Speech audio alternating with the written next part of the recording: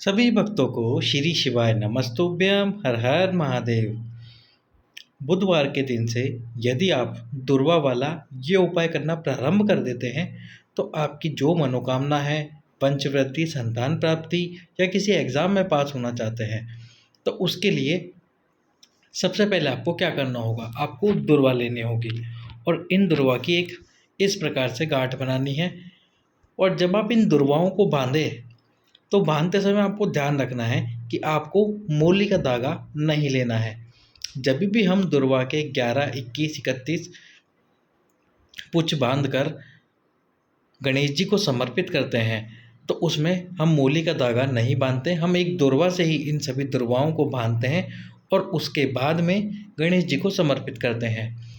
तो यदि आपकी संतान की कामना है, कोई विशेष मनोकामना है और एग्ज़ाम पास नहीं हो रहा है, तो आप प्रतिदिन इस प्रकार से दुर्वा समर्पित करते जाइए गणेश जी को। निश्चित ही आपको आपकी संतान प्राप्ति, मनोकामना, एग्ज़ाम पास अवश्य होगा।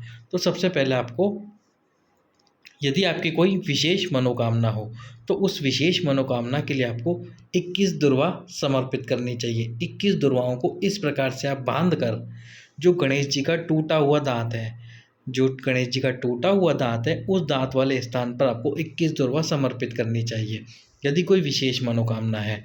यदि संतान प्राप्ति और वंश वृद्धि की मनोकामना है तो उसके लिए आपको 11 दुर्वाओं को इसी प्रकार से बांध कर, जो गणेश जी का टूटा हुआ दांत है वहीं पर आपको समर्पित करनी है, बालचंद्र गणेश का नाम लेकर। बालचंद्र गणेश का नाम लेकर आपको ये 11 दुर्वा इस प्रकार से बांधकर, जो गणेश जी का टूटा हुआ दांत है, उस स्थान पर समर्पित करनी है।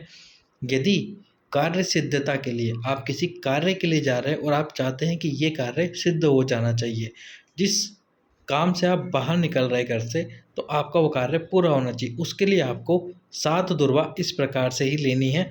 7 दुर्वा लीजिए और वो भी आपको गणेश जी के टूटे हुए भाग पर ही, जो टूटा हुआ दांत है उस पर ही समर्पित करनी है। और यदि किसी एग्ज़ाम में पास होना चाहते हैं तो उसके लिए भी आपको 5 दुर्वा लीजिए और उनको इस प्रकार से बांधकर गणेश जी का जो टूटा हुआ दांत है उसी दांत पर आपको समर्पित करनी है। सबसे पहले आप एक दिन ये उपाय कीजिए और उसके बाद में प्रतिदिन 1 हफ्ते तक इस उपाय को कीजिए। प्रतिदिन 1 हफ्ते तक उपाय करने के बाद में यदि आपकी मनोकामना पूर्ण ना हो और आपको ऐसा लगे कि मुझे और अधिक दिनों तक ये उपाय करना चाहिए, तो आप 2 हफ्ते, 3 हफ्ते, 1 महीने तक प्रतिदिन ये उपाय कीजिए। निश्चित ही गणेश जी भगवान जो भी आपकी मनोकामना होगी, संतान प्राप्ति की हो या कोई कार्य सिद्ध नहीं हो रहा हो, उसको पूर्ण अवश्य करेंगे। सभी भक्तों को श्री शिवाय नमस्तु।